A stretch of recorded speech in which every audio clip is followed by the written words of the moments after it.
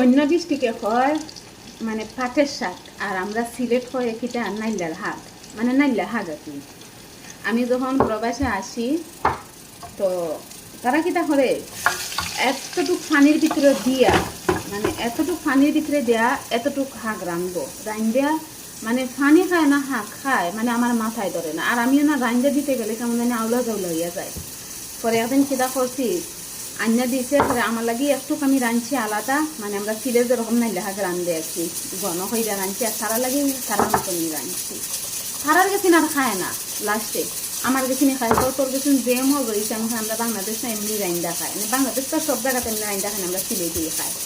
পরে হয় কি তুই যেমনি রান্ধ সেমনি আমরা রাইন্দা দিকে খাইনি। এখন 2 দিন পর পর আনি, পরে আমার রাইন্দা দিত একদম সেম সেম, আমি একদম আমরা সিলেটের মতন আমি রাইন্দা দিই। আমি দেখাই যাচ্ছি।